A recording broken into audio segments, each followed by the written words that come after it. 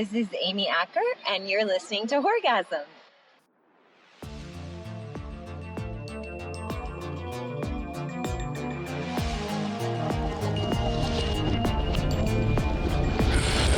Prepare yourself. You're about to experience a Horr-Gasm. Welcome to the Horr-Gasm podcast, the show where the serial killer isn't coming for you, you're coming for them. I'm Nick, and this is my co-host, Allie. Hello. Thank you for joining us, wherever you are. Thank you. And an extra special thanks to Amy Acker for that beautiful little plug for Horr-Gasm. Thank you. That was great. That was really nice that Nick got to see you and talk to you, and even if it was just for a bit. It was. A very minutes. short little chat with her. Got a small little interview while we playing that in a bit. Mm-hmm.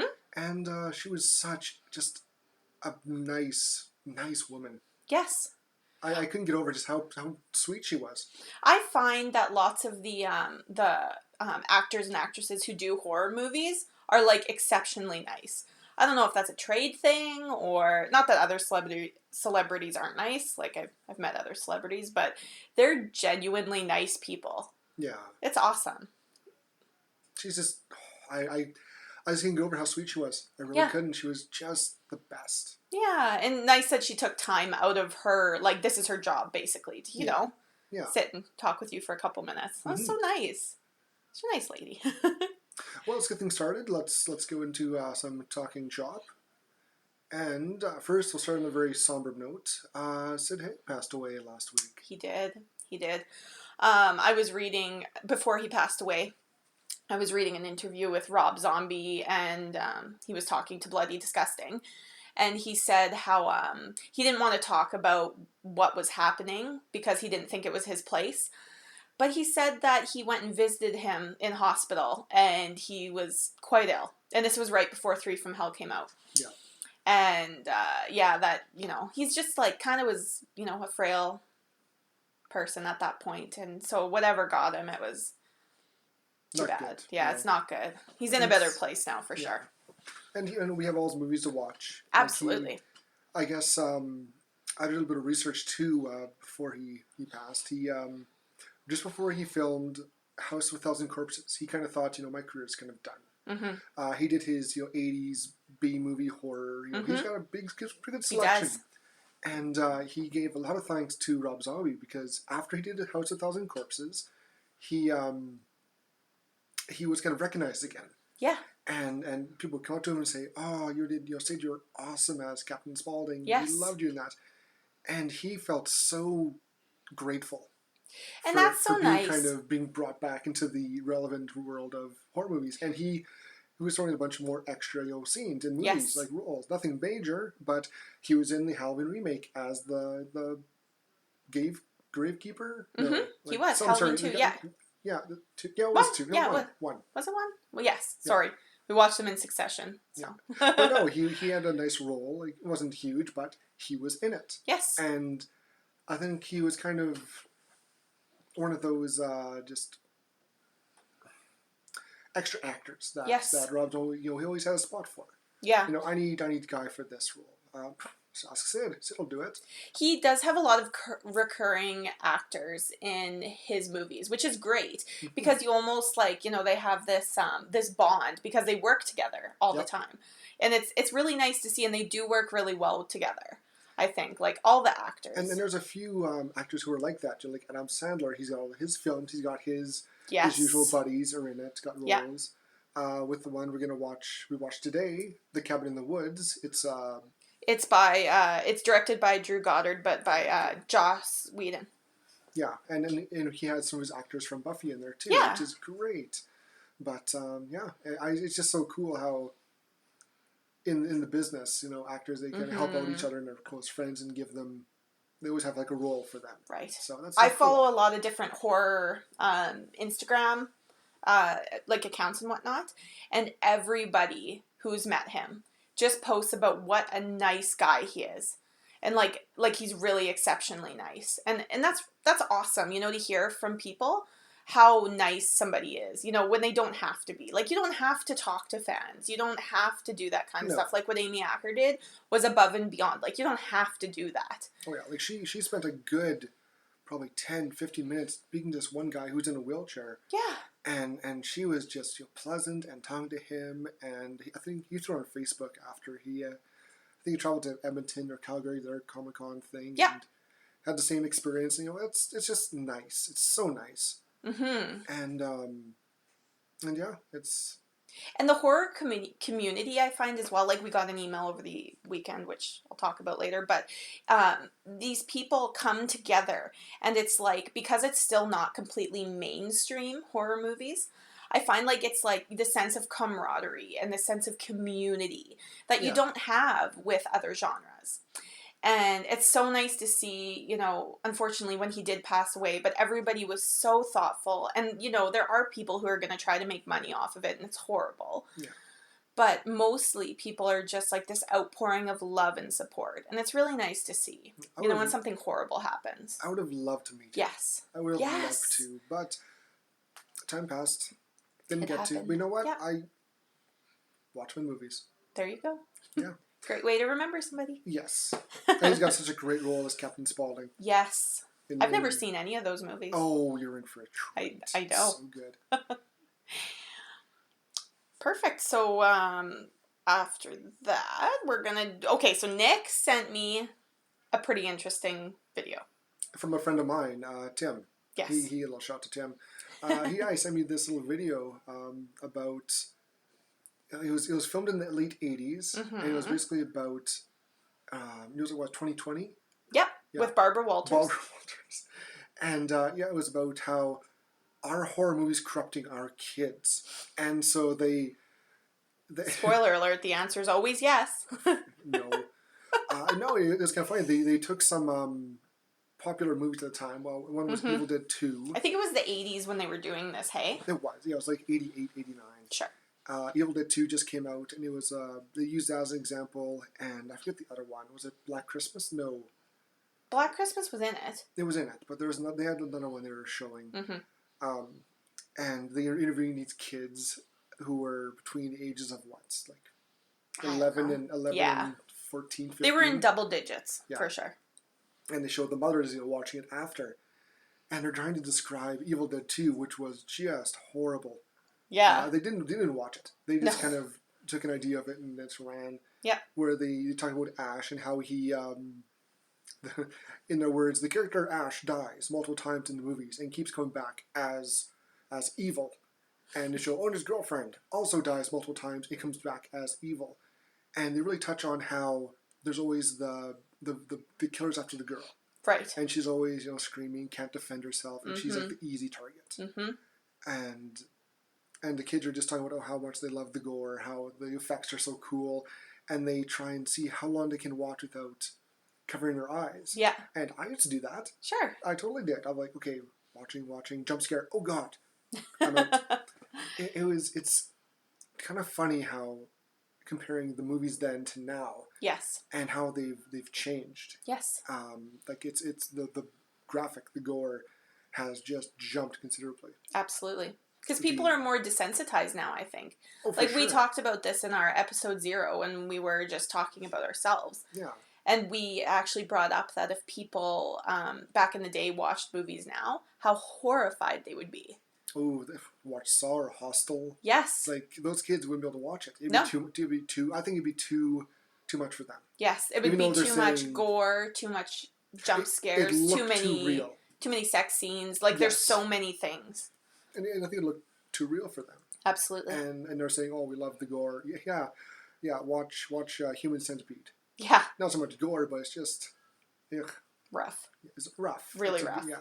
Or again, like Hostel. Yes. Hostel is such a very graphic movie. Yes, it's a gore horror movie. Yeah, I think. it's torture porn. Yes, almost. Absolutely. And it's almost it's too much. It's almost too much for most of those kids to take. Sure, with Evil Dead 2 again, that's more of a horror movie but with comedy elements. I agree. Yeah. And they got the it's so over the top. Mm-hmm. that, you can't really take it serious. Like going back and watching the old 80 horror movies, Friday the 13th, Halloween had it wasn't supernatural.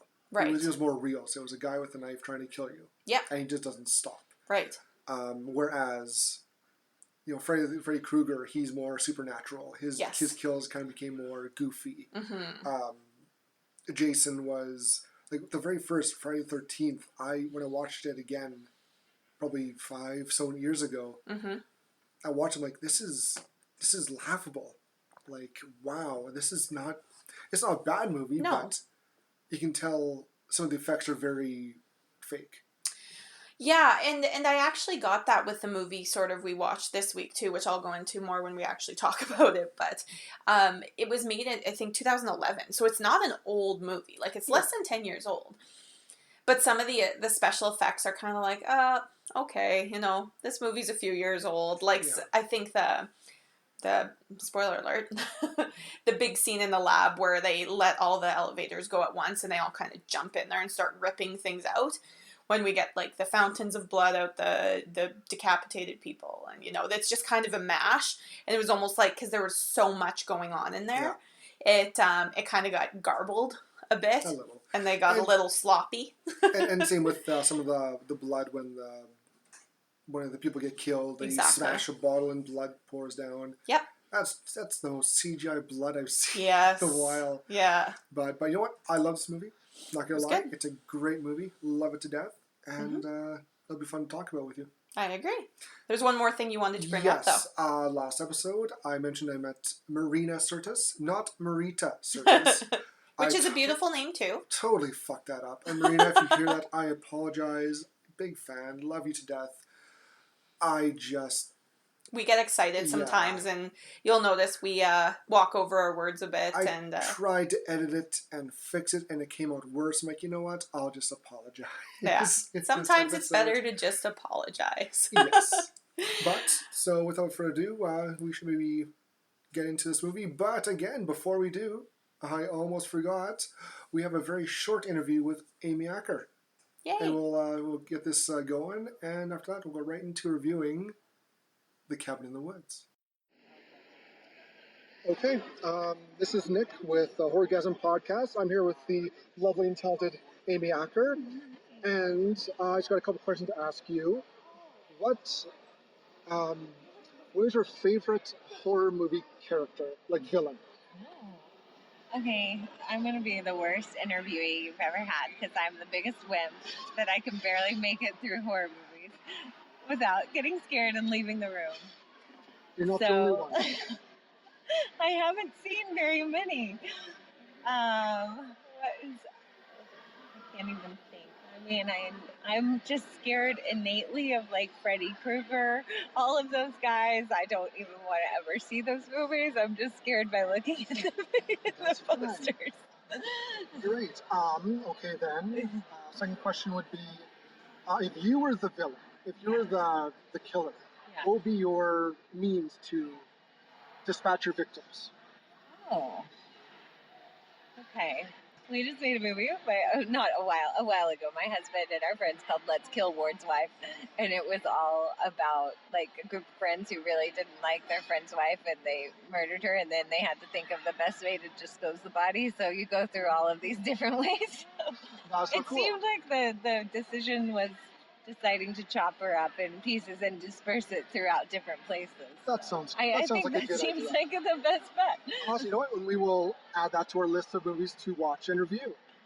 Awesome. I'm not sure it's horror, but it's something. It'll work. It'll work. Thanks again to Amy Acker for that short but awesome interview and that great plug she gave us. To find her on social media, you can find her on Instagram at the Amy Acker, and also on Twitter at Amy Acker. Okay, Nick. So that was great. That was a good little interview. I'm glad we listened to that. That was awesome. I got 2 questions in there. Yeah, it that's almost perfect. didn't happen. Yeah. I didn't realize you had to talk to PR and actually go ahead and do this beforehand. You ask questions to a celebrity. Didn't know that. I never done it before. Surprise.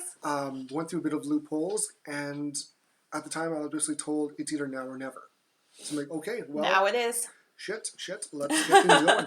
And I it's not the best quality is on my phone, but you know what? I got 2 good questions out of her, and love her. Yeah, it was great. It made me jealous, so that's how I know it was good, because I was jealous. Yeah. And I didn't know she was so scared of horror movies. Yeah. For being that's totally a thing. In a horror movie, you're terrified. I felt that on a personal level. Like, obviously I'm not an actress and in horror movies, but I totally understand that. Like, being so scared, like, and she's in some scarier things. Like you said, she's an angel and whatnot. Yeah, okay? It's not so much scary, but it's... But I mean... But she's in Cabin in the Woods. Yes. And, yeah, it's... I wonder if she ever watched it. Yeah. I should ask her that. Oh, if I ever see her again, I'll ask her, did you ever watch your movies back? Yeah. But yeah, we watched Cabin in the Woods. It's 2011 film, like we said, directed by Drew Goddard. His first directorial movie. Mm-hmm. And the great Joss Whedon produced it. And they've worked together with Buffy. I guess Drew did a bunch of Buffy episodes. You can tell by the cast. You got Amy Acker, who's in Angel. You got the guy who played... what's his name? He was in Buffy. He was a smaller character. Okay. Yeah. We just kind of picked this up. We were gonna do a different movie this week, but Nick happened to get that Amy Acker interview, so we were really excited to bump this one up. We thought it would be a good watch, and I actually just watched it about a year ago, so it was still a little fresh in my mind. Like, not perfect, but I remembered some of the things when they were happening, like, oh, this is about to happen. Oh, yeah, this is a good part. And I actually really liked it. Yeah, Tom Lenk. Tom Lenk was the Tom Lenk, he was in Buffy. He was, I forget his name, it's in Buffy now, but he was a fun actor. He didn't have a big role in this, but he's part of the Joss Whedon crew, and so Tomlin there. He's a good little actor. Awesome, yeah, So, Nick, I said that I watched it about a year ago. So, how did you hear about this movie, or first watch this movie? I think I saw it when it came out on DVD and Blu-ray. Awesome. I didn't see it in theaters, but I remember watching the trailers. Like, this looks fun. Mm-hmm. I like this movie. It looks funny. Mm-hmm. And you never really... It's like a... It's almost like a smart film. Sure. It's a great callback to all the old 80s horror slashers. Absolutely. You got the cabin from Evil Dead. It's almost the exact same cabin. Mm-hmm. It has just some of the characters. It's got the classic, the virgin. The trope. Exactly, yeah. The jock, the smart guy, the stoner. Yes. You know, it always has those characters. Absolutely, yeah. So the characters, actually, the main characters we have in this film is Holden, who is he's the smart guy. Right? And then Dana is the virgin. And Jules is the slut. What do they call her? They have a name for it. It's like the whore or something. I forget. Kurt is the one played by... The reason I heard about this is because of Chris Hemsworth is in it. Yep. And he plays Kurt. And then Marty is the stoner. And then the family, I guess, that attacks them is the Buckners. And then we have all the lab people running around. Yeah, who were also played by... they did a great job. I love they did fabulous. Yeah. You had Richard Jenkins, Sitterson, who's been there. He's been there for a while. Sure. And Bradley Whitford is Hadley, who's I don't know if everyone remembers the old Adam Sandler movie, was Going Back to School. Oh, Billy Madison. Billy Madison, yeah. He's the kind of the villain. He's the guy who's trying to get control of Billy's dad's fortune and his business. There's the two main guys in the lab. I actually didn't even look up their movie names. My bad. But they were fantastic. They've got those faces that they're in a lot of movies, but they're always background characters, kind of like the slimy background characters. And they did great. Yep. Yeah, they did really great. And our lovely Amy Acker is in there too. She's part of the scientists, technicians as Lynn. Yeah. And although she doesn't have a biggest role, but she's in there. And she sure is. She's in most of, like, the main lab scenes, I think. Yeah. Yeah. Like, she's kind of must be the person who checks up on them or runs status reports for upstairs or something. Because she seems like the go-between. I think she was one of the chemists. Sure. Oh, you're right, because he talks about chem. Yes. Yeah. So I think, yeah, she's like the one who, they pipe in the gas, you know, to either arouse them or trying to get them to think different thoughts. Mm-hmm. Just kind of persuade them. Yeah. Yeah. Yeah. So what would you say would be like, I guess if we did like an overview of this movie, it's kind of like, it's interesting. It's like a movie within a movie. Because you start off and they have this little lab scene, which is hilarious. And they just kind of are talking about, I guess the one guy's trying to have a baby with his wife. So they're just kind of talking about this. And, like, you have no idea what's kind of going on. No. And Amy Acker's in there talking to them. And then they're just driving down a hallway talking about cabinets. And then just across the screen, it's just cabin in the woods. Yeah. It's funny. It's a very smart movie. Yes. Because when I first watched it, I thought, oh, you know, maybe I picked up the wrong movie. Because you're not expecting this. It's called The Cabin in the Woods. You're expecting people going to a cabin. And I'm like, what? Like, getting killed. Yeah, did I click the wrong movie? I don't understand. But no, it's all part of the scheme of things. Yeah, the trailer didn't even allude to anything like Nothing. that. You got a bit of the tentacle side, but nothing else. Right. You think, oh, their cabin getting killed.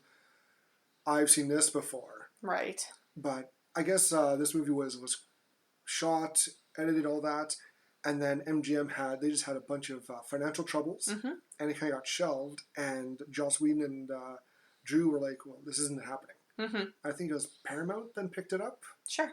I think it was, I forget now who picked up. We're like, this looks good. We'll play it. And they're like, great. And I thought it was a great movie. Yeah, it was. It's so it was funny. good. It's unexpected. Yeah, it's really unexpected. And I think that's what I liked about it. And it's kind of a comedy horror, which I'm starting to really appreciate. And yeah, I like that it was a comedy horror. It had multiple levels to it. It's not just a straight up slasher. There's more to it. It kind of reminds me almost of like Midnight Meat Train, which is like, I don't know if you've seen it, but it's but I've heard of it. It starts out as like just a serial killer on a subway, and it ends up being so much more than that. It's kind of like Cabin in the Woods, where there's like this underground. I didn't know that. Oh yeah, because they don't. That. Yeah, because they don't advertise it. I gotta see that now. It's good. Watch it. You should. Yeah, but yeah, it starts off with scientists talking about cabinets and baby making, and it cuts right to our main characters trying to pack and get things ready. Apparently, all American women, when they're packing, are in their panties. Yep, they're in their underwear dancing. That's how girls pack, Windows wide open, you know, everyone can see everything. They don't care. and yeah, it just kind of gets things going, how they're going to the cabin. Yes. They got their friends coming, everything's getting set up, and kind of get basically the main plot. They're going to a cabin. Mm-hmm. They're going to a cabin. They're getting away for a weekend. They're getting in the RV, getting all their friends together. Trying to get Dana and Holden to hook up. Because I guess she was dating some teacher, and he kind of just blew her off. And over email. Play cuppage is the worst. Jeez. But yeah, so they're off to go just get away and forget their problems. Yep, meet up with the rest of the characters. You got Kurt shows up, and then you see Marty shows up in his huge bong, which is a that he made out of a coffee maker. Disguised as a coffee cup. Yeah, coffee cup. Oh my gosh, it's hilarious. He's like, no cop will stop a guy with a huge bong. I really wouldn't try that. But yeah, so they go and traveling. They got this big RV and a dirt bike on the back. I guess Kurt's a big dirt biker guy. Mm-hmm. And like in all the tropes, they have to stop at the gas station. And we're almost out of gas. very, very Friday 13th. Almost exactly. The guy starts warning them, and his name's Mordecai, we find out. Yes. And he's just kind of this grumpy, dickish old man who's... Yeah. He's got a mouth full of chew. Yeah. Like, he almost can't talk. He's got so much chew in his mouth. It's weird. Yep. And gives them the old warning, don't go that way, you'll get killed, you dumb kids. And of course... Yeah, no, that cabin's been sold multiple times. Yeah. Marty tries to, stand up because he calls one of the girls a whore. Calls Jules a whore, and Marty stands up for her, and and they just kind of continue on their way, and we keep getting cuts back to the the scientist guys, Yes. and as they're getting things all primed and set up, ready to Mm-hmm. go, we kind of Mm-hmm. learn. We get a little more backstory then how they're doing this all over the world. It's not just in America. Mm-hmm. There's Japan, there's Norway, Sweden. Mm-hmm. I forget the other places they showed, but There's a few different. this is a big worldwide thing. Yes. Why? Yes. Why? We'll get there. Yeah. So they get their gas. They're driving along again, and then there's a really weird thing. As they're going through a tunnel to get to the cabin, Mm-hmm. a bird flies into a force field. A force field. And buzzes and dies. And so you're like, huh. That's So now weird. you're starting to kind of see how these two, this lab and this cabin, are connected. Yeah, something's going on. Something weird's fishy. going on. Something fishy is going on here. My Yes. spidey sense is tingling. So yeah, they get to the cabin and they're just like, I don't know, they go swimming. They do a bunch of stuff. There's just like a montage of like, they go swimming. Holden realizes he's got a two-way mirror in his room, so he That's a switches funny rooms. scene. Yeah, It's hilarious. There's Yeah. this really creepy picture he's looking at. Mm-hmm. Of, It's like pioneers like ripping wolves apart or something. well, no, it's you got dogs ripping this. I think it's a person. I think they're cutting a person apart, or it's a elk. I forget. Yeah, I thought it was an animal, and it's like humans are just like they're cutting ravaging it. Yeah, and you got some guy in the background just looking and kind of approving, like, yeah, that's what I want to Yeah, see. you ripped that And apart. he's like, yeah, this is straight up. Takes down the picture, and there's this two-way mirror. And he sees, of course, Dana. Dana, thank you, starting to undress. Mm-hmm. And he's like, no, should I watch? And it gets kind of close. Like she does her shirt. But she's like, no, bangs on the wall. No, hold on. There's something fishy here. So, so they do a little switcheroo, and of course, then he starts undressing, and she's all, ooh, maybe I shouldn't watch it. But she's, of course, maybe I should. He's really well built. I don't know if I should. And she puts the picture back up. She's like, ooh, this isn't going to do either. And she covers that up too. Yeah. But it's just a kind of funny little scene. Yeah, they're just showing sort of, the movie just goes through a few scenes of just showing them actually having a normal time. And very, very 80s trope. Yes. Very 80s trope. I love the feel of the movie where it feels old school. Yeah. But they throw in the scientists and all the technology to give it a little spice. And like it doesn't seem like they have cell phones or anything, because nobody pulls a phone out. You're right. Yeah, and I know that there were phones in 2011 because I got my first phone in 2009. Did not see one phone in that entire movie. Nope. Except in the lab with the old, they didn't have nothing new. That old connected corded to phone. Yeah. Yeah. I never noticed that. Good eye. Good eye. It's weird.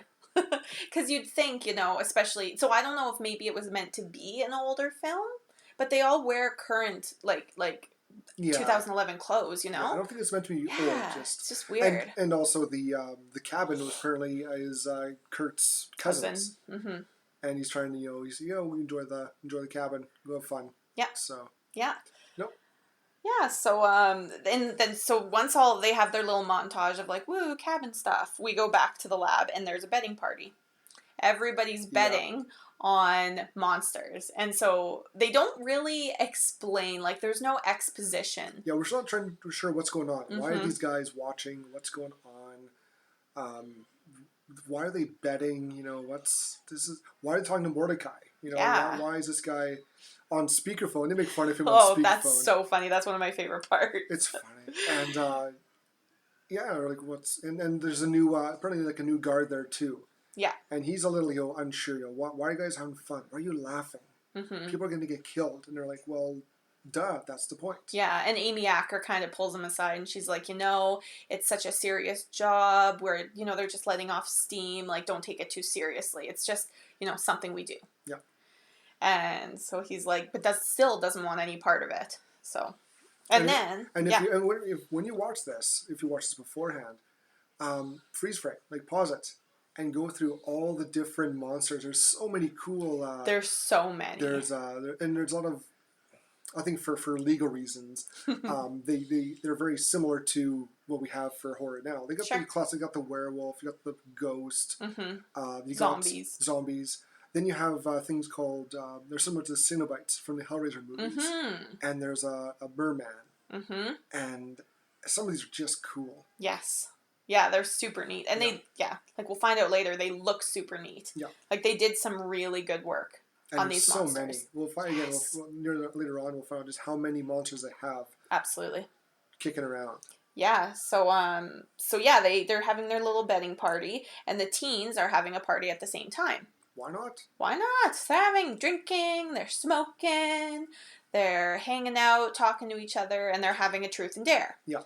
And Jules does this weird makey-outy thing with this wolf on the wall, like it's Marty like a dares her. taxidermied wolf head. Yeah, I dare you to make out with, and they're thinking, Kurt's singing, please be Dana, that moose over there. And they all turn around like, that's not a moose, that's a wolf. That's a wolf. I dare you to make out with that animal thing over there. So she does this little sexy dance up to it and kind of licks its tongue and teeth and stuff, and disgusting. Yeah. It's really gross. Yeah. And they're like, oh, okay, whatever. And so she does it. They applaud her performance Yes. and all that. And yeah. Really showed some soul. Yeah. Yeah.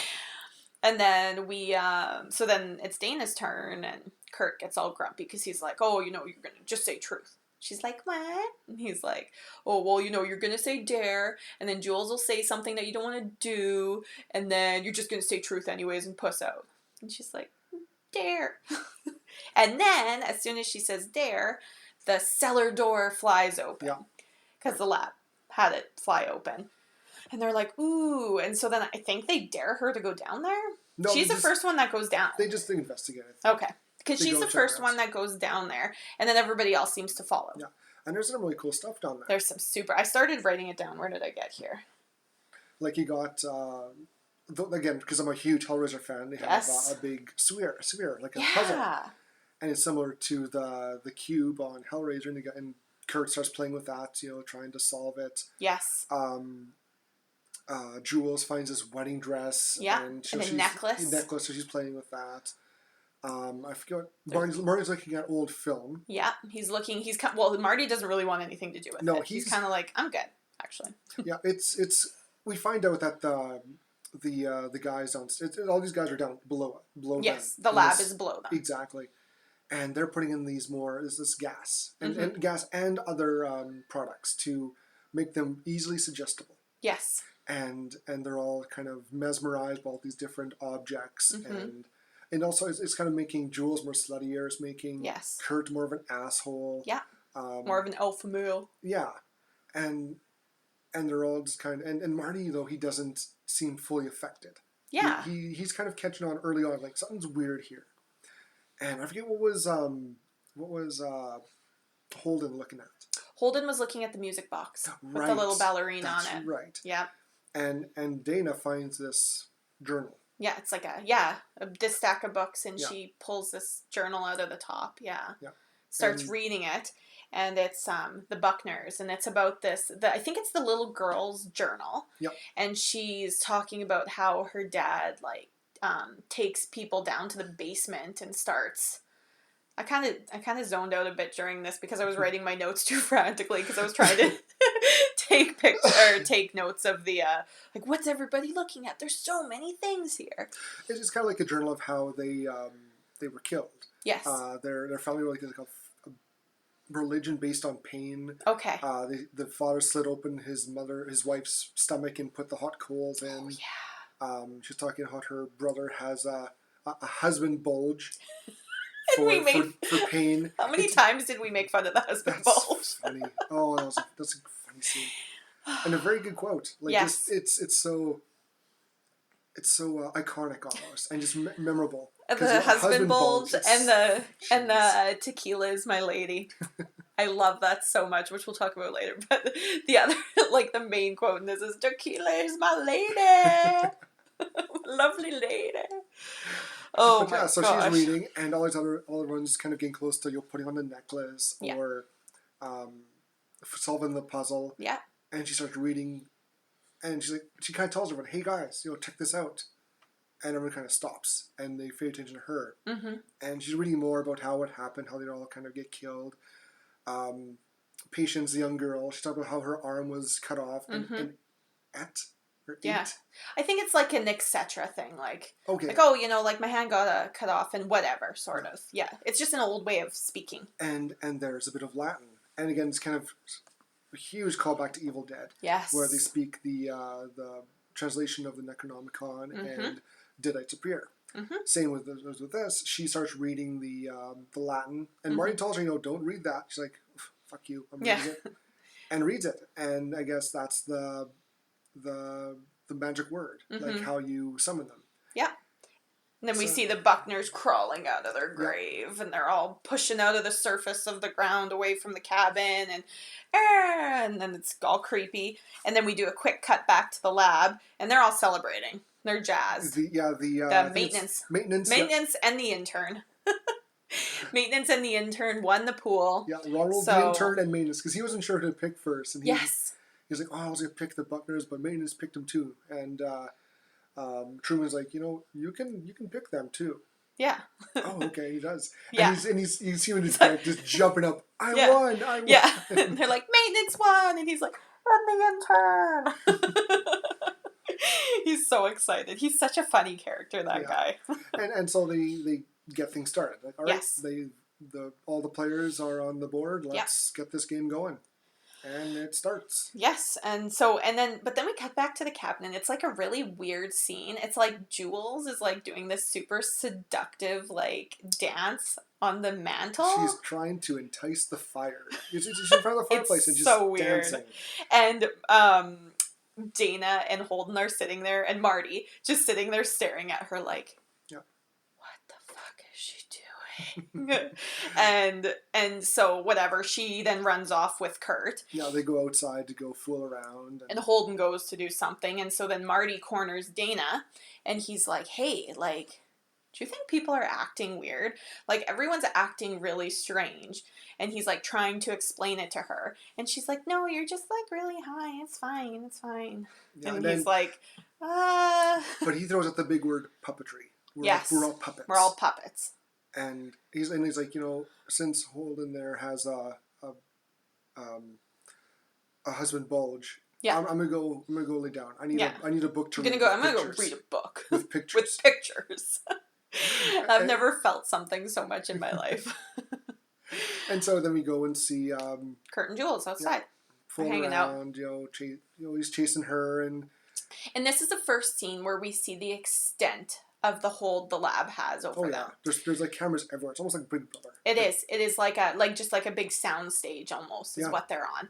Because she makes comments like, "Oh, I'm too cold," so they pump the heat up, and And there's a big group of guys waiting for her to take her shirt off. Oh my god! And I forgot about that. Bit by bit, all of a sudden, I'm cold, and they're like, the groans. And the one Citizen, he kind of pumps up the heat a bit. Yeah. And then they're not moving fast enough, so they start pumping out pheromones. Yes. And then she's like, oh, well, I want to go back inside. I don't want to do it out here. It's too dark. It's too dark. Too dark. And so they have this moss thing, and they kind of move light down onto it, so it's like, oh. Like the moonlight just kind of opened up from the clouds, and it's just right there, perfect. Yeah. And so they start doing the whole kissy and on the ground, hanging out, and they're getting rolling to it. And then Jules is on her back, and she's got her hands out to her side. And then all of a sudden, we see this knife just stab into her hand, and she starts screaming. So, holy crap! And then Kurt also gets stabbed, I think, in the back. Or kind of in the shoulder, because he pulls it back out, and then he gets hit on the head with a bear thing. What was that? The bear trap. Yeah. They just kind of smack him on the head. And then they hold him. Yeah, then he's being held. And she gets caught by the bear trap and kind of pulled in, and they hold her up. And with a very big, like a tree saw, like a log saw, those big ones. And she is decapitated. She sure does. It's a bit of a cut. You don't really see the whole head coming off, but there's a good bit of a slice and some blood spray. And I believe it's cut to the the scientist guys. Yeah, it is. You betcha it is. He pulls a lever, and this hammer kind of breaks his glass. Some nice CGI blood pours down. Yeah. Into a picture. Yeah, into a picture. And he says a prayer, actually. Yes, that's right. Yeah, and we're kind of like, oh, okay, so, and they're like completely serious about it. Yep. Like, and it's kind of like, oh, okay, like there's a reason they're doing this, kind of. And so, okay, they got the blood in this machine. Not machine. No, it's just. I was just gonna tell you it's snowing outside. That's why I stopped. I'm staring outside. But no, it's not so much a machine. It's broken down and it's like carving. Yeah. And it kind of fills in the groove in the carving. Yes, yeah. It's interesting. It's like, they pull the lever and then this blood kind of drips down and fills in whatever like carving they are. Yeah. Because like we said before, they're all like the whore, the stoner, or the fool they call him, I guess, and the athlete. And so Jules unfortunately met her end, obviously. And then we're back to Marty reading the book. Yeah. He actually went and read a book. He was reading Little Nemo.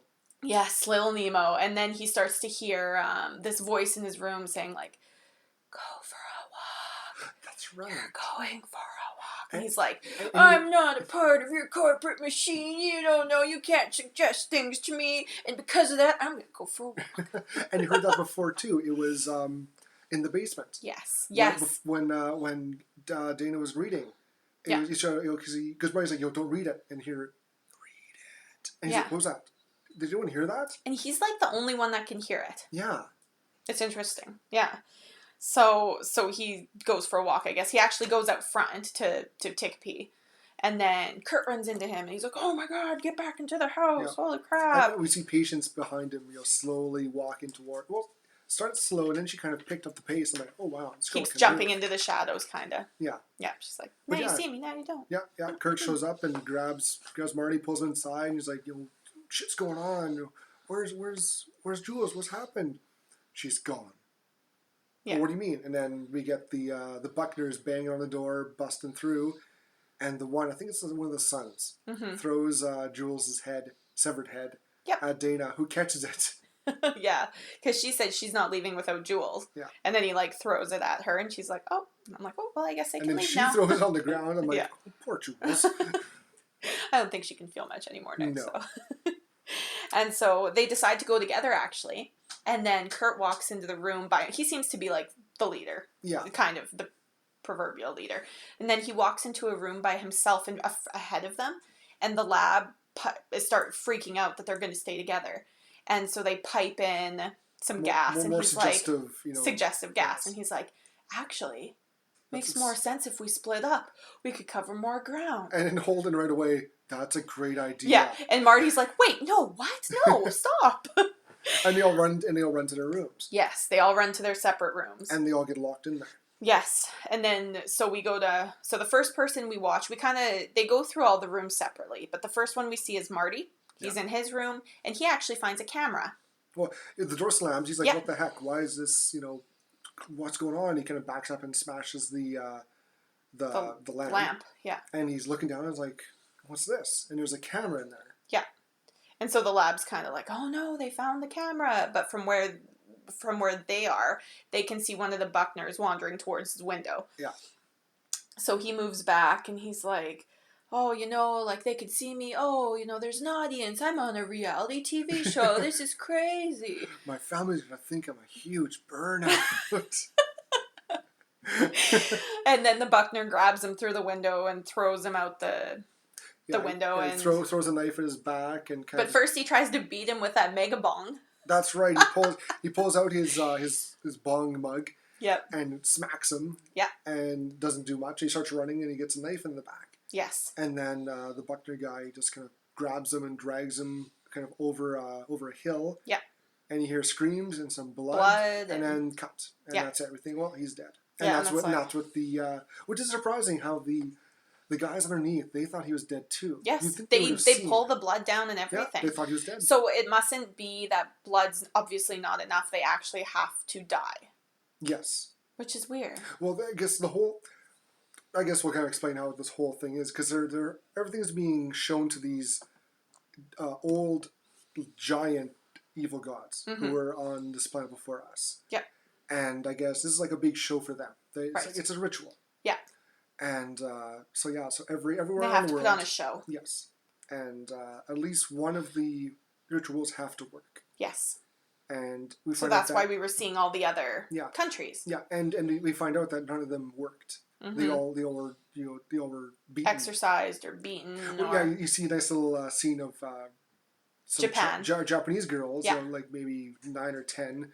being chased by this evil spirit. And in the end, they all surround it and are chanting and singing, and the dark spirit of Kikyo gets turned into a frog. She can live the rest of her life nice and happy. It's a happy frog. Yes, and they're like, and they're all talking about how Japan is always number one and America's number two. And we'll show them now. We'll do it right. And this guy, the guy you were talking about, the lab guy, he's staring at this monitor, and these happy little Japanese girls who just went and every face that comes up, he's like, fuck you, fuck you, fuck you, fuck all of you. Like, just so mad and like swearing at these kids. It was hilarious because he's just so upset. Oh my gosh. So it's funny though, so they kind of assume that Marty's dead. Which again, he might be dead. We're not sure yet. Yeah. But, so we're back to Dana's room. And she's trying to barricade her room after her door closes. She's trying to put something in front of the window. And then one of the Buckners tries to get in. I'm not sure if it's the mom or something, but I forget which one. Yeah. And so then she's trying to get into her room. Holden bursts her door open, and they're like, eh. No, window. He bashes through. Is it the window? Yeah, he smashes through the window. Oh, the the two-way window. Yeah, you're right. And so they run to the basement. Well, they find, because they're like, let's use the bed to barricade the window on your side. Mm-hmm. And Dana sees a little trap door on the bottom. So he's like, oh, Holden, this way. And they show to Kurt, perfect. Get to the basement or cellar. And they go down there and they find this is where the Buckners did all their killing. Torturing. And, torturing all that. And... it's the basement from the diary where the little girl was talking about her dad, like, doing all these horrible things. And she's kind of, Dana's kind of freaked out because she's like, this is where he kills them.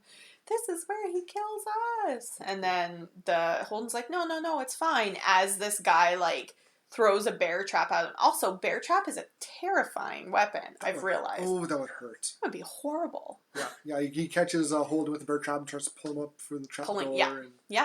And so she pulls him, Dana pulls them back in and stabs something through his eye. It looked like it's like a shear or something. Like a stake or something. He threw it through his face. Yeah, and she's like, how'd you like that? And then he starts kind of like, brrr. Yeah, his eyes open. She's like, crap. So she grabs his knife and just starts like going manic, stabbing him in the chest, and then he kind of he stops for a He stops for a minute, yeah. And then Kurt shows up, and so all Kurt three shows up. come in.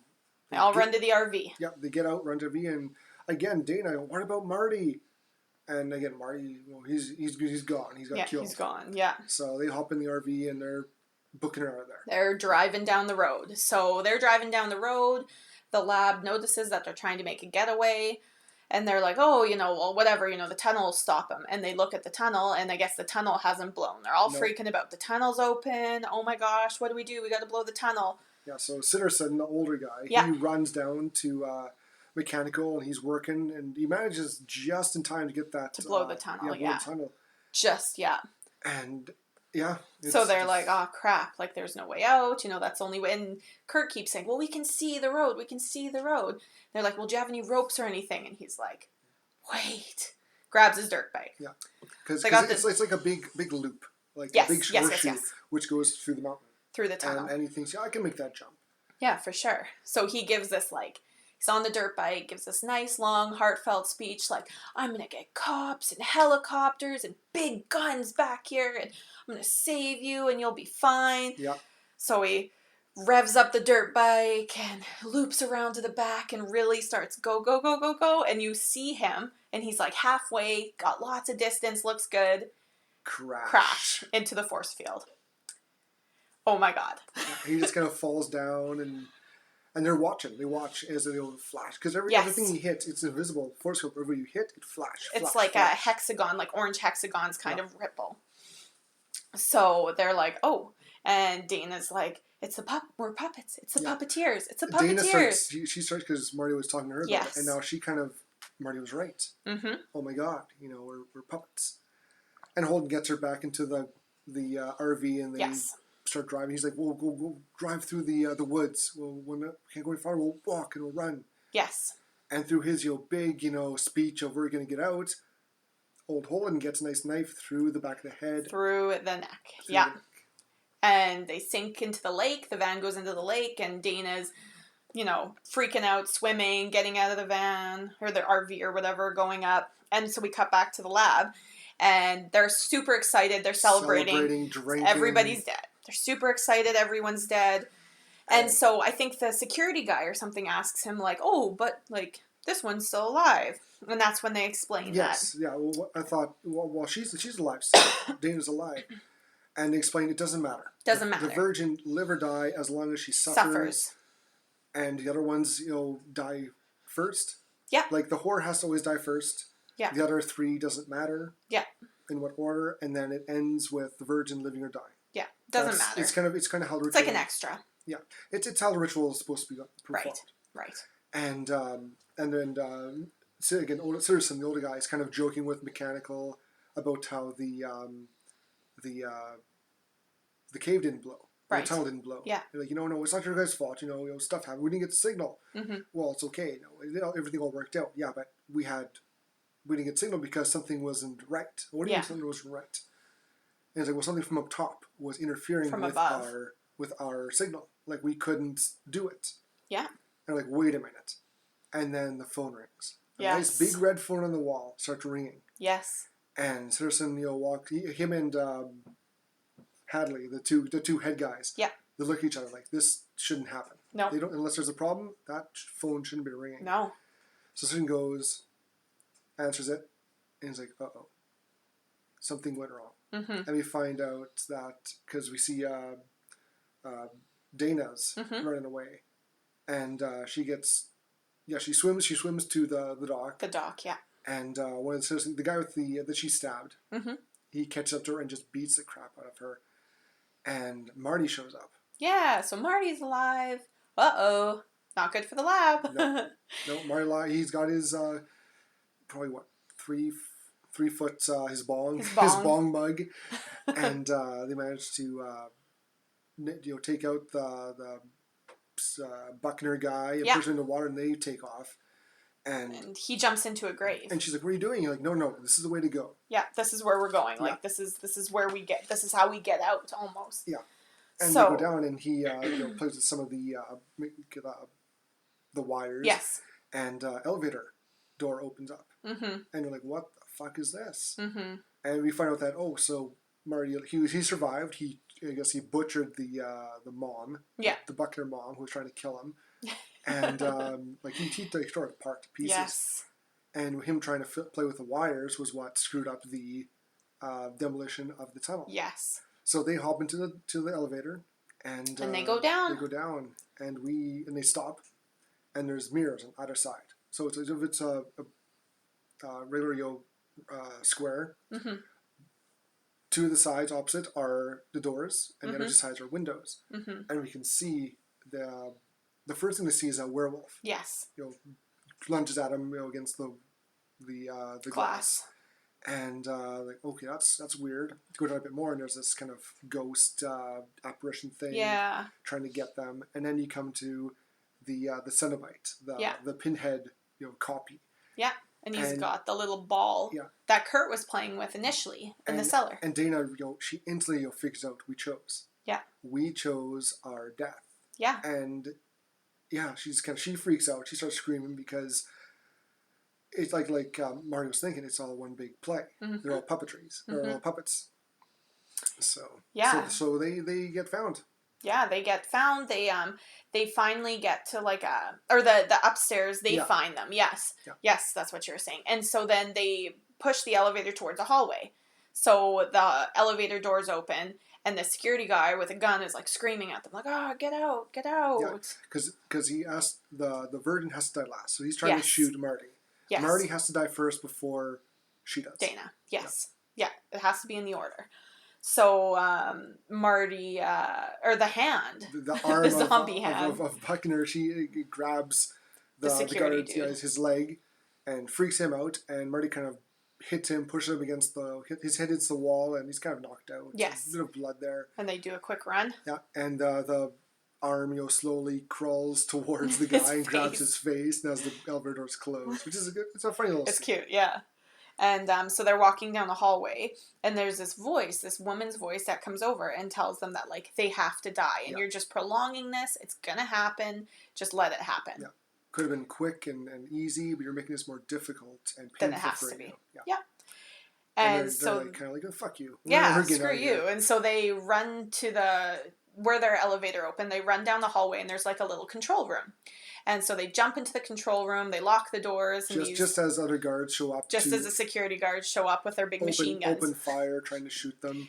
And so Dana's like, okay, well, let's see what these buttons do. And I don't know, she says some cool horror movie thing like, oh, let's see how they do with this, and then slams a button down. It says purge. Yeah, and all the elevator doors open, and it's just, all I wrote down on my notes sheet is death, because all these monsters just fly out. And this is a scene I was talking about before, where it's just like heads being ripped off, flesh being ripped apart, giant snake eating things, just all crushing, these different creatures and monsters showing up, which it's just one of my favorite scenes. You can see how much all the tools they had for this ritual. Yes, it's so cool.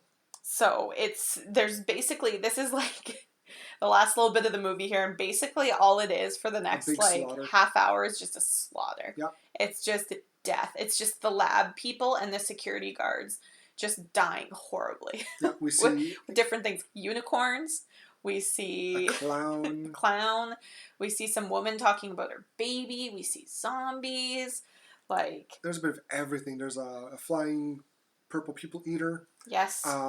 It's so ingenious. Some of the creatures that we see. The werewolf. We see the ballerina with no eyes now, mouth or nose, just one big round mouth with different teeth. It's like a Tremor's mouth almost. Yeah. It's cool looking. Very cool. And so it's just a montage of everybody dying, basically. Yep. So then Marty and Dana kind of find, it's like a trapdoor almost thing in the bottom, and then we cut back to the main lab. Because we got to see what's going on in there, because shit's going down. Yeah. And so there's stuff trying to break in. The security dude is like trying to hold it off as best as he can. Truman, he's trying to shoot these like scarecrow guys, and he gets ripped apart by them. And then he like lays on the ground and pulls a pin on a grenade, and it's like, okay, it just blows up. Yeah, and it's just and all them up. And then you hear like the ear ringing, like that. When they have explosions in movies, there's ear ringing, and we go to what's that guy's name? Hadley. Hadley. Yeah, he's knocked down, and we forgot to mention during the when they're trying to pick who's gonna be picked for the monsters, he always picks the merman. Always. That's his favorite, and he's like, I want the merman. Yeah. Why is it never the merman? and Sanderson tells him it's a mess to clean up. Yes. And cut back to him in the he's knocked down from the explosion. Yeah. There's a bunch of smoke. What comes crawling towards him on the ground but a merman? Woo! And then he looks, he's like, oh, really? Come on, really? And it rolls over to his face and starts eating, and he's got this blowhole in the back, and blood just starts spurting out of the blowhole. So funny. It's hilarious. Yeah, such a good death scene. Yeah, and then unfortunately, Amy Acker's death scene kind of sucks. She just gets pulled up by a monster. This big snake thing. No, it's a big tentacle. Is it a tentacle? Tentacle grabs her and and pulls she's her just, up. and it's just bloop, and that's just it. Yeah, and Sanderson's trying to reboot the system. And, to get down into the basement-y, more of the basement area. Just kind of to escape. Yes. And during when he gets through, Amy gets pulled away, and he gets through the code, and we cut back to Marty and Dana. As they're just kind of hiding behind this control panel in this little room as more guards keep coming in and more monsters keep coming. Yeah. And this kind of big bat thing flies through the window. And they like, let's get out of here. So they get up, they start running. And they see more, we see the clown, we see more monsters going around. And they go through this hole that the bat broke through and run into Sanderson. Mm-hmm. And Dana just stabs him. Yes, Dana stabs him. She doesn't even think. I think she was thinking it was a monster, but she doesn't care. Yeah. She just stabs him. Yep, stabs him, and he kind of stop because Marty has a gun too. Yes. Marty grabbed a gun, and he's like, and he kind of tells to Marty and Dana he has to die. Yeah. And he kind of slumps down and he himself dies. Yeah. And they keep running and they come into this kind of big room, big empty room with all these pictures filled with blood, which we see get filled up early in the movie. And they're like, well, now what? You know, and again, Dana kind of figures it out. She's like, well, this is us. This is us. These are all us. Yeah. And so then the most lovely Sigourney Weaver pops up. I love Sigourney Weaver. Yeah, she wanders down, and we find out that she's actually the one. She's the director. She's the director. She's the one from upstairs that was talking to them before. I think she was the voice. Yep. Who's trying to talk to them, persuade them. And so she starts telling them that there's, the 5 that need to die. There's the whore, the athlete, the scholar, the fool, and then the optional one is the virgin. So she explains, the sun's coming up in 8 minutes, like the world's going to end if Marty doesn't die. Yeah, she kind of gives the whole backstory of before us, there were the dark ones, and we have a kind of a deal going where we do the ritual, they stay asleep underneath. Yeah. We don't do the ritual, they wake up, and they destroy everyone. Everything. Everyone dies painfully and horribly. And so while she's explaining everything, Dana points a gun at Marty. Yeah. She kind of gets it like, I got to kill you, Marty, sorry, but, to save so the world. So it's got to be, yeah. And kind of during this whole movie, Marty's like, we got to kind of beat the system. Screw everyone. Maybe it's our time to die and let someone else take over. Yeah. And the werewolf kind of shows up behind Dana and mauls her, and the director goes after Marty, and they're fighting. And so then, which is kind of a dick move on Marty's part. Sure, Dana's going to shoot him, but he could have at least warned her at the werewolf's power. Yes. So he grabs the gun and shoots the werewolf in the back a couple times. And poor wolf kind of scampers away. Howling, and then he's fighting with Sigourney Weaver. I think I mixed those two up. But anyways, he's fighting with Sigourney Weaver. And this is what happens. Yeah. And then Dana's like, Marty. Because we don't see. We don't see, but she sees that the Buckner girl is wandering. Yeah. She's wandering into the room with an axe. Yeah, we forgot to say that she kind of follows them down into the structure and everything. And she's kind of wanders through all this carnage and mayhem, following Marty and Dana, trying to fulfill her mission. Yeah. And you see the director, Sigourney Weaver, she's got, she's on top of Marty with the gun, and just about to pull the trigger, and the axe gets her in the head. Right in the back of the head. And Marty kind of gives him a little push, and they both fall into the liquidy lava stuff that's on the bottom. And then it's just Marty and Dana again. Yeah, and a little bit of a heart-to-heart, Joe. She's like, I'm sorry I almost shot you. I might have probably wouldn't do it. Like, I'm sorry, I didn't tell you about the werewolf. Yeah. And they share a joint together. Yeah. And as you can hear, there's rumbling, and I wonder what they look like. Yeah. That would have been cool to see. Yeah, that would have made this a good weekend. And then just everything ends, and there's crumbling. A giant hand and arm pop up from beneath through the cabin, and slams down into the camera, going black. And roll credits. And it's such a cool, different movie. Yeah, really different. Very interesting. They took a lot from Evil Dead, Friday the 13th, Hellraiser. They took all that and just kind of let's put something behind that. Let's make a reason for these things. Yes. And I was telling you, after, you could almost see every other horror movie as the ritual. Absolutely. Because there's always the final girl. Yeah. Who usually lives. Mm-hmm. It always has to be at least 5. There's always more than 5 deaths. Right. It's just such a cool. It's very meta. It is very meta. Yeah. And then 2011, I think it was before its time, and I think it was great though. Yeah. It's a different kind of idea that sometimes the horror genre can get really diluted with the same sort of things over and over, like vampires, zombies, slashers. Like, it can get quite diluted. And this was something just completely different, and I think it was great. It was a really great movie. It's a slow start. But like most old 80s ones, they start slow. Yes. But when they get into the complex and the monsters get free, then it just ramps up. And again, that's my favorite part of the movie, because you get all these different variety of deaths. Mm-hmm. And it's very gory, very graphic. Yeah.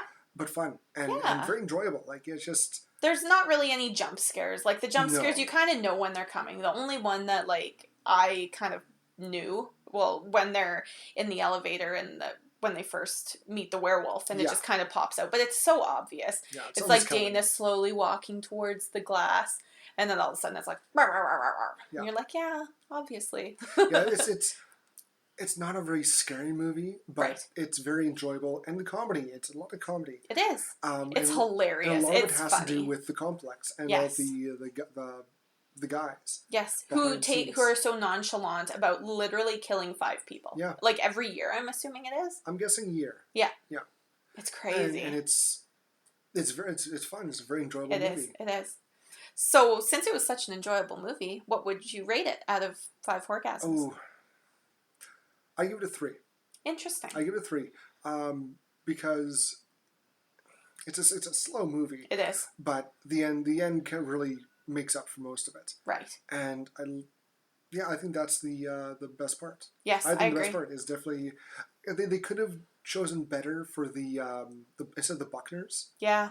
I think there was so many. You almost felt shorted because of how many different things they had to use. They could have used the merman, even the merman. That would have been a cool. It could have been such a different movie. I want to see the unicorn. I want to see how a unicorn stalks and kills 5 people. That's what I want. That would be something to see.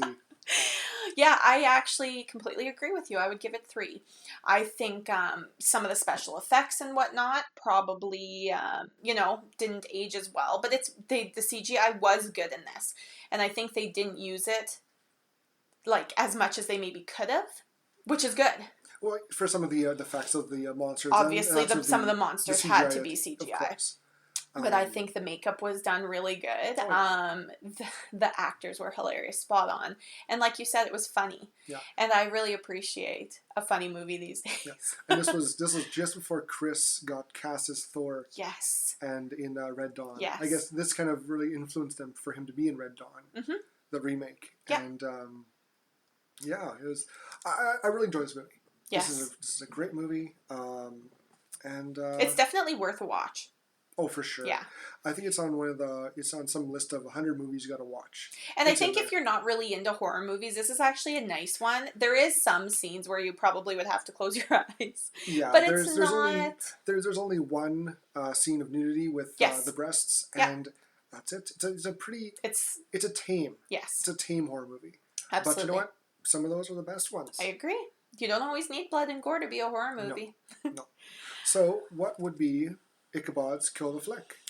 Well, I think we talked about this before. There are a lot of really good deaths in this, but I think it has to be the merman death. Yeah. It has to be. Hadley, or whatever, finally gets his wish. All he wanted to see was the merman, and sure enough, he's the one that gets killed by the merman. It's very ironic and hilarious at the same time. It works out so well. And because of the comedy throughout, and he's kind of a scumbag, and he's just kind of... it's funny. It's just slowly going towards him. He's like, oh no. Oh, come on. Yeah. Come on. And it crawls over and chows down and blood sprays out the back. Yes. Yeah, that was funny. The blood blowhole. The blood blowhole. Love it. We should start a band and that's what it should be named. That is one of the most next to stage, metal. The blood blowholes. Yes. Yes. Oh, that should be Kyle's next band name. Okay. My brother-in-law Kyle, if you're listening to this, your new band name is the Blood Blowholes. The Blood Blowholes. Great name. That's great. Yes. So I guess so next week. We will be doing Trick or Treat. Trick or Treat. We're into October, you guys. We got to do some October, some Halloween movies. I've never seen Trick or Treat, so I'm pretty jazzed. I haven't either. Okay, so this is going to be our first movie that neither of us have seen. Nope. Interesting. That's going to be a treat for you guys. We're going to be fresh. Yes. It'll be a great trick-or-treat orgasm. Yes, a great trick-or-treat orgasm. Thank you, everybody, for joining us. As always, this episode was brought to you by our executive producer, Ichabod. I don't know where she is. She's not here. We hope you enjoyed your Horr-Gasm as much as we did. Please don't forget to rate, download, and subscribe. Also, please like and follow us on Facebook at Horr-Gasm Podcast, Instagram at Horr-Gasm, and Twitter at Gasm Horror. If you have a movie you'd like us to review, this is the best way to let us know. We hope to see you again next week because we have such sights to show you. Plenty of Horr-Gasms for you to experience. Bye!